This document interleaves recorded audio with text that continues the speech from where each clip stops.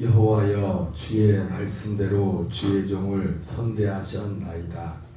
내가 주의 계명들을 믿었사오니 좋은 명철과 지식을 내게 가르치소서.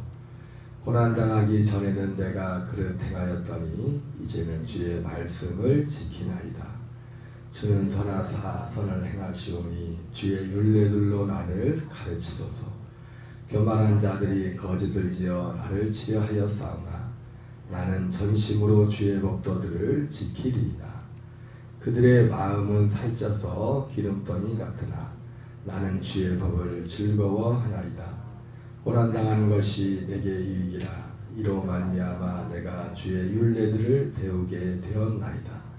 주의 입에 내게는 천천 금은보다 좋으니이다. 아멘. 할렐루야. 오늘 어제 이어서 주의 말씀대로 나를 선대하신 주님이란 제목으로 하나님의 말씀을 전하도록 하겠습니다. 지난번에도 잠시 말씀을 드렸지만은 시편 119편에 한 절도 빠지지 않고 있는 여러 가지 표현은 다양하게 표현되고 있지만은 하나님의 말씀에 대한 이 하나님의 말씀은 기본적으로 구약 시대는 율법이라는 그런 말씀을 기본적으로 전제로 하고 있고, 그러나 이제 하나님의 말씀은 두 종류의 말씀이 있다고 해서 의가 두 종류지. 의가 그 로마서에 보면 의가 두 종이라고 하죠. 율법 외에 하나님의 한 의가 나타났으니 이런 표현이지 않습니까? 그런 것처럼 생명도 둘이고 의도 둘이고 그리고 말씀도 둘입니다. 다 둘로 이렇게 되어 있어요. 물론 오순절 이전까지는 하나의 말씀 안에 다 살았습니다. 율법이라는 의, 그 하나님의 의에 갇혀서 그리스도의 의를 기다리면서 약속된 그리스도의 갈라디아에 나오는 것처럼, 그래서 우리가 성경을 볼 때도, 그러나 이제는 우리는 지금 신약 시대에 살고 있기 때문에 그 약속이 이루어진 시대에 살고 있기 때문에 이 말씀들은 신약이 완성이죠. 여러분 구약을 통해서 신약을 해석하는 게 아니라 이제는 신약 성경을 통해서 구약까지를 보는 겁니다. 그리스도 예수 안에는 믿음으로 말미암아 구원에는 지혜가 있게 한다 그랬는데, 이것이 이 구체적인 것들이 실제로 나타나기 전에는 이 구체적인 생명과 이 은혜가 언제부터 나타납니까? 오순절부터 나타나기 시작해서 그 이전엔 이게 나타나지 않았어요. 어떤 약속되는 그런 것들만 있었지. 어쨌든 그래서 오늘 이 말씀을 보면서도 그런 관점에서 왜 목사님이 저렇게 말씀을 하실까, 저렇게 이야기할까 생각할 때 하나 그런 시각을 가지고 말씀을 전한다는 것. 그리고 성경이 말씀하는 것이 오직 그리스도 예수 안에는 믿음으로 말미암아 구원에는 지혜가 있게 하는 것이다. 그 말씀에 입각하여 그 중심으로 말씀을 전하고 있음을 생각하시면 되겠습니다. 그래서 오늘 주의 말씀대로 나를 선대하셨다 이렇게 말씀할 때도 그것이 기본적으로 누군가에게는 주의 말씀대로 그 율법대로 하나님의 모세 율법대로 그 말씀대로 나를 선대하셨다. 그런 첫 번째, 여러분 성경도 말씀이 두 가지지 않습니까? 사도 바울도 그래서 가는 곳마다 하나님께 대한 회개를 전했죠. 하나님께 대한 회개, 그리고 그리스도 예수에 대한 믿음. 그러니까 하나님께 대한 회개의 말씀이 있고, 그리고 예수에 대한 믿음의 말씀이 있다. 믿음의 말씀. 종교개혁자 마틴 루터가 율법적인 회개, 복음적인 회개를 말했던 것처럼 하나님은 율법적인 회개, 그건 하나님 앞에 돌아서 하나님을 두려워하게 하는, 히브리서 6장 표현으로 말하면 그 사람으로 하여금 죽은 행실을 회개함과 하나님께 대한 신앙, 그리고 영원한 심판에 대한 믿음, 그리고 죽은 자의 부활에 대한 그런 믿음들, 그런 내색한 그런 믿음들을 갖는 것, 이런 것들이 히브리서에서는 그리스도의 도의 초보라고 하고 말씀하고 있지만 이것이 하나님께 대한 회개였던 모습이고, 그리고 율법적인 회개, 그 요한 웨슬레이 목사님 표현을 말하면 확신시키는 은혜, 자기가 죄인이라는 것. 로마서 6장에 지난번 말씀드렸던 것처럼 하나님 우리를 살리실 때 그 살리시는 그 과정 중에 나타난 게 뭐였습니까? 전에는 죄라고 생각 안 했는데 그걸 죄라고 생각하는 거예요. 그게 죽은 행실을 회개하는 거예요. 죽은 행실. 하나님이 어제는 내가 하나님을 안 믿는 것이, 예수님을 안 믿는 것이, 그냥 일반 이걸 믿지 않는 것이, 이것이 뭐 죄라고 생각하자고, 오히려 그런 게 어딨냐, 네가 죽어봤냐, 천국 지옥 가봤냐, 뭐 그런 말은 사람이었는데, 죽어있을 때는 하나님이 이런 진리들에 대해서 전혀 받아들이지 않았는데, 어느 날 그 하나님의 은혜를 주시면 이 생각이, 마음이 바뀌는 거죠. 그래서 하나님이 계시할 때 무서울 게 뭐가 있습니까? 하나님이 이렇게 심판이 없고 그냥 살다가 죽고 끝나는 거지 뭐. 그러면 뭐 물론 그 안에 두려움이 있죠. 왜? 있으니까. 부인을 해도 사람들이 죽음을 다 두려워하죠. 왜? 알아요.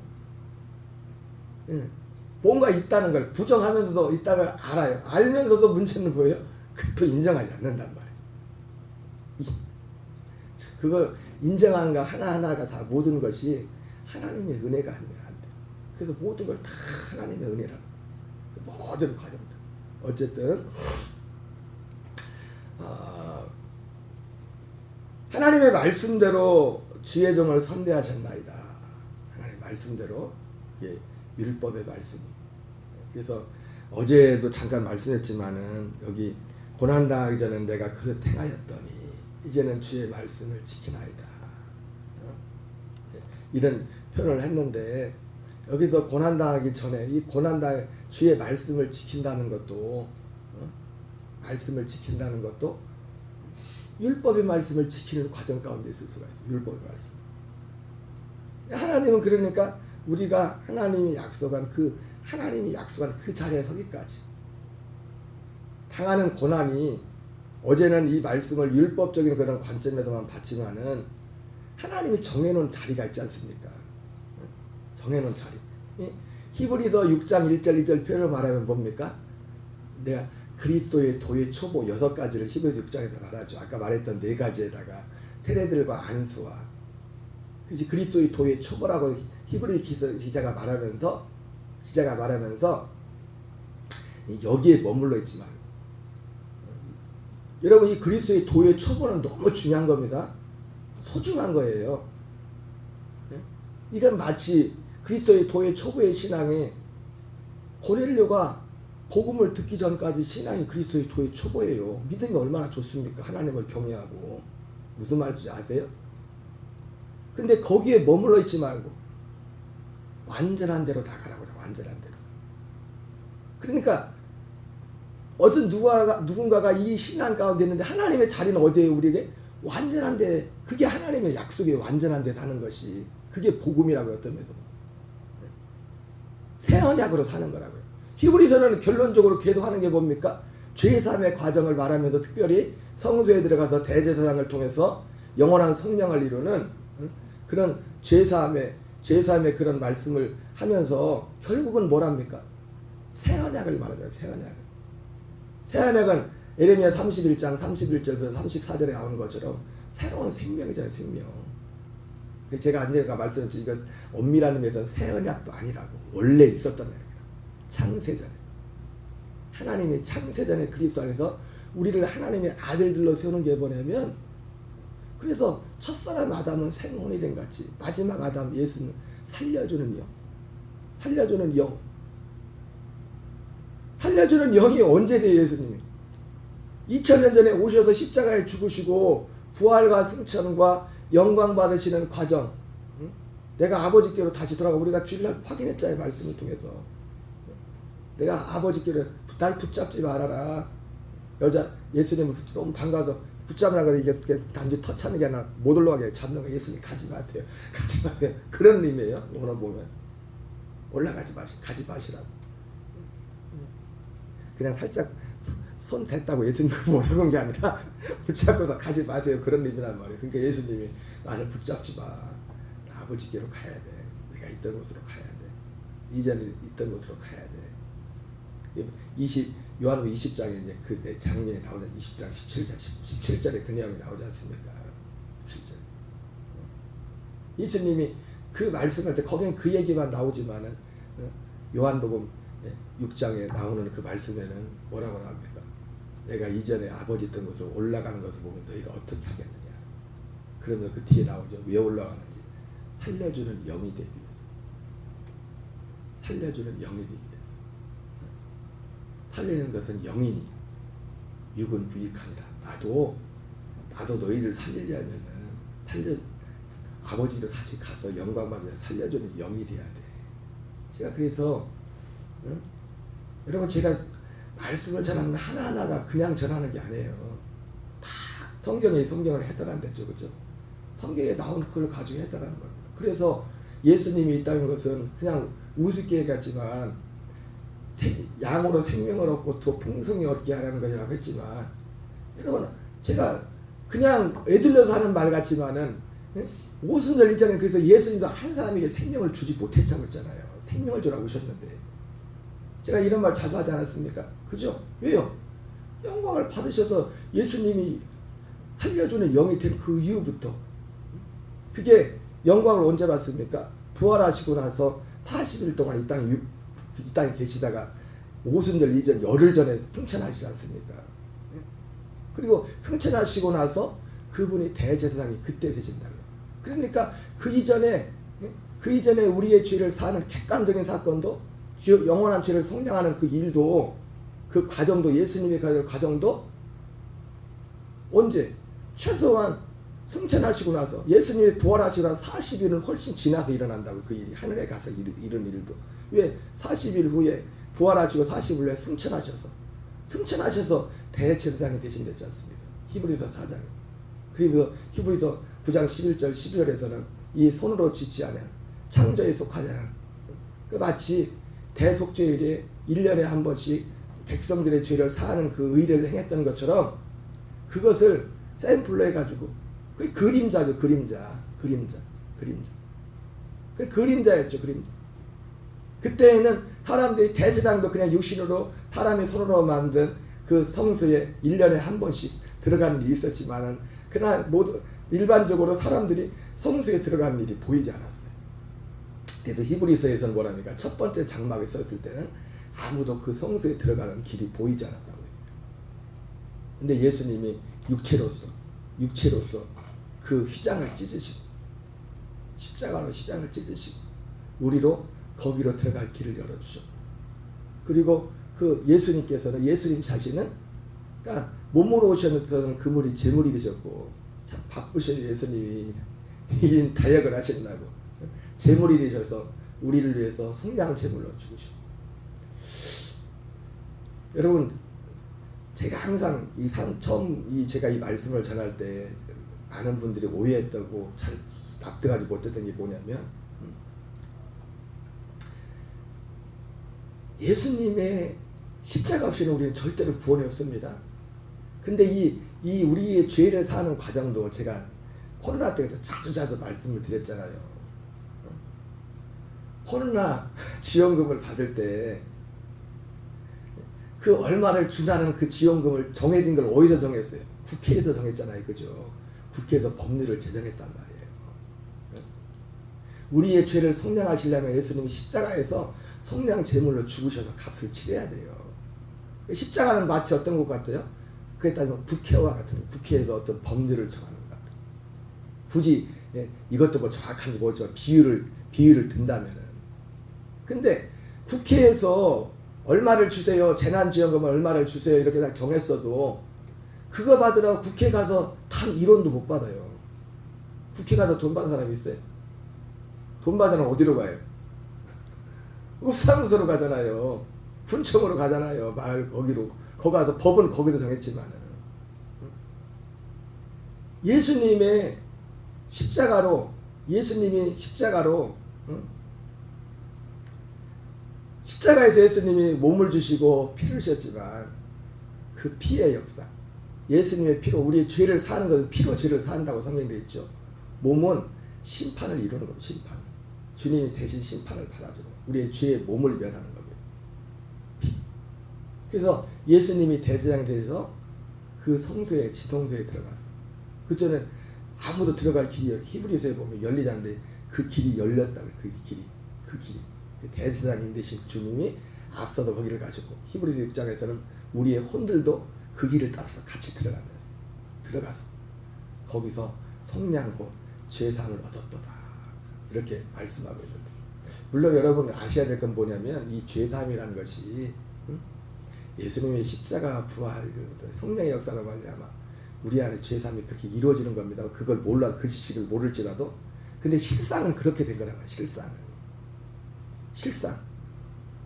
우리가 이 지식을 다 알아야 죄사함 받고 그게 아니라, 근데 이 지식이 왜 이렇게 중요하냐? 이것이 우리가 죄사함 받고 죄의 몸이 멸했다 이런 부분을 하나하나를 인식하는 것이 실제로 우리가 이 땅에서 하나님 나라 되어 사는 데서 너무나 중요한 지식이에요. 우리의 현실, 내가 어디에, 내 지금 있는 위치, 내가 지금 서 있는 자리가 어딘가를 분명히 인식해야 우리가 우리의 신앙에 있어서 하나님이 원하시는 그 길 가운데 승리할 수가 있어요. 사도 바울이 제가 지난번도 말했지만은 내가 새로운 피조물이 됐다고 했을 때 그냥 마냥 은혜 받아가지고 야 기분 좋고 막 달라졌네, 그래서 그냥 그거 가지고 새로운 피조물이 됐다는 게 아니에요. 그게 그냥 그렇게 나온 말이 아니에요. 이런 것 과정 하나하나를 다 그걸 지식은, 그게 그리스도 예수 안에는 믿음을, 그게 구원에 이르는 지혜라고요. 그런 지식들이, 그런 거를 서로 만지지 그걸 보고서. 여러분 근데 생각해 보세요. 만약에 이런 지식이 없다면은, 이런 진리에 대한 지식이 없으면요, 요한예수님 목사도 그랬거든요. 여러분 처음 사람들이 은혜 받으면 진짜 막 세상이 다 달라진 것 같아요. 근데 그게 몇 년 갑니까? 그게 몇 년 가요? 네? 오래 가요. 못 가. 하나님이, 아니 요한예수님 목사도 그랬다니까요. 그래서 그분 표현에 뭔 얘기 나오냐면, 자기가 처음에 이 구원받아 거듭났을 때 진짜 그랬대. 근데 시간이 얼만큼 지나다 보니까 죄가 뭐가 옛날 때 슬금 다시 올라서, 나는 죄가 완전히 다 소멸된 줄 알았더니 사실은 끝난 겁니다. 죄는 진리 안에서는 끝난 거예요. 근데 경험적으로 어때요?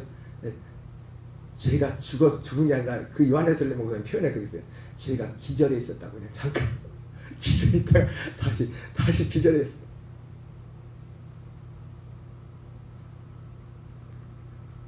만약에 여러분 이런 진리를 알지 못하면 뭐예요?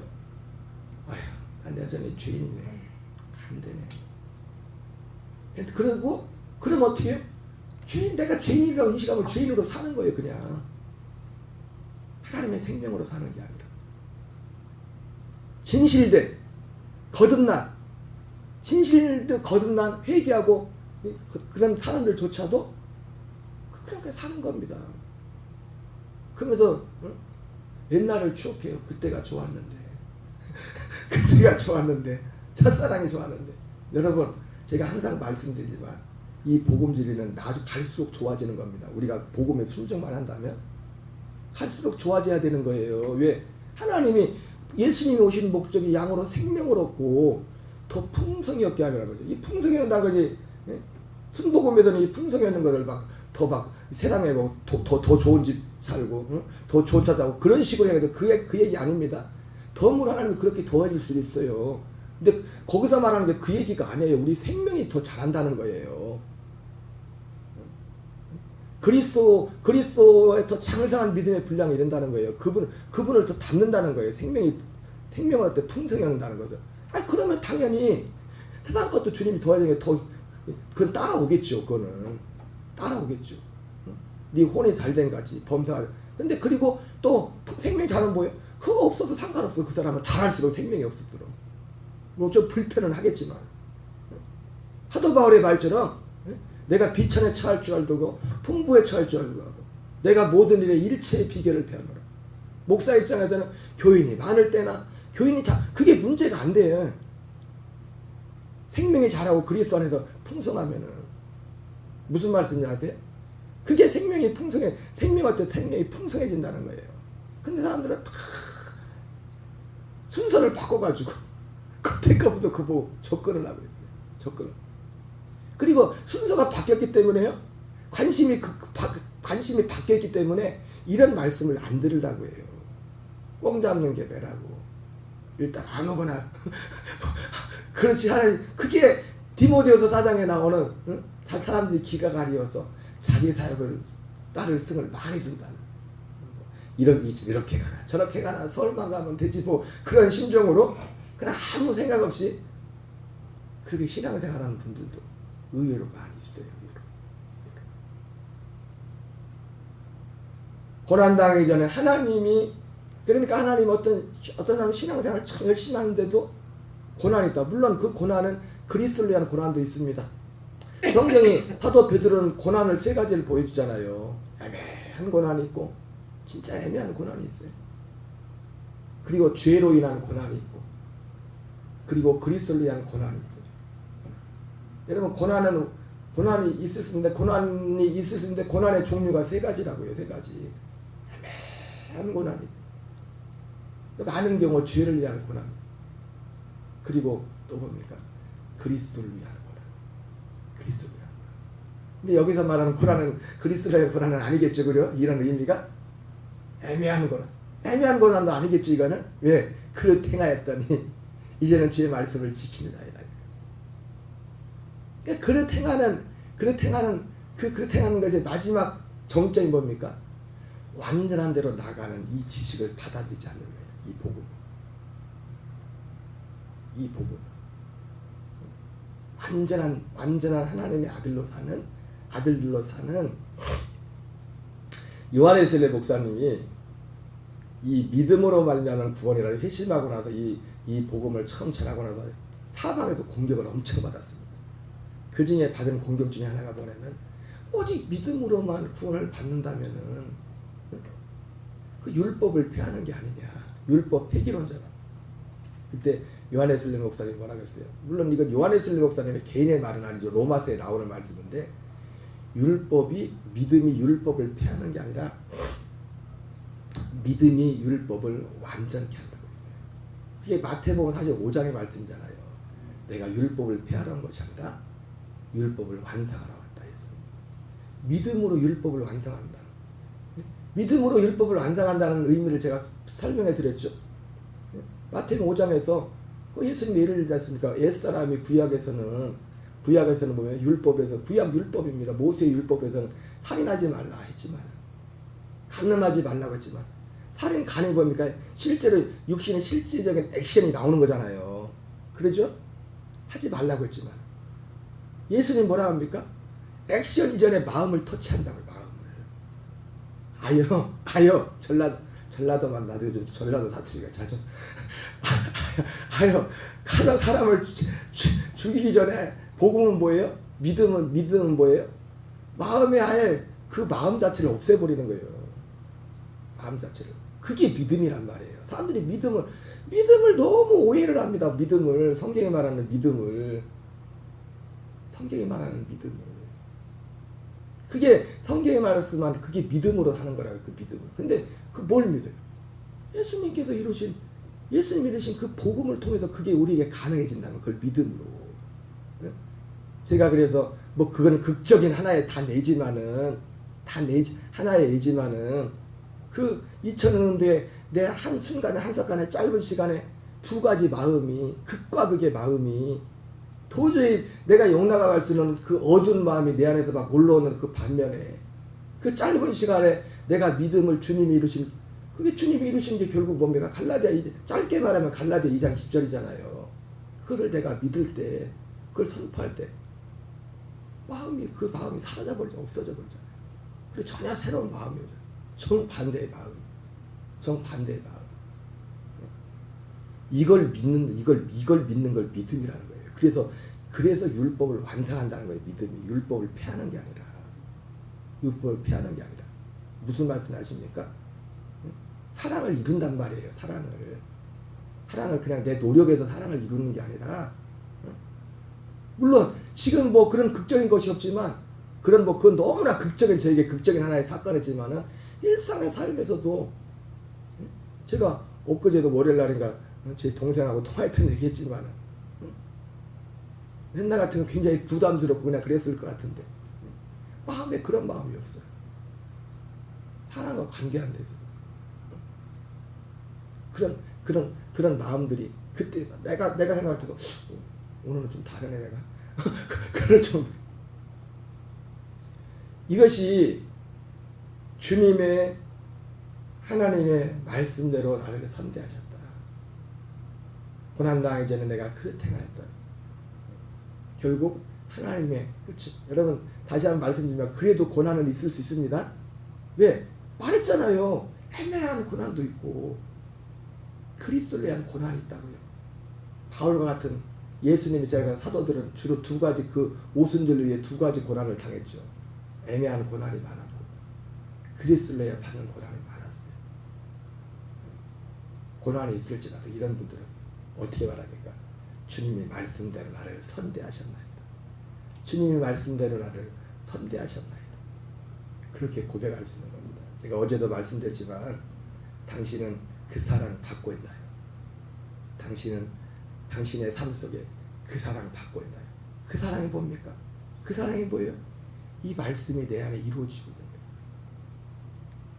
이 말씀이 내 안에서 이루어지는 그것이 그 사랑이에요. 그것이 그 사랑.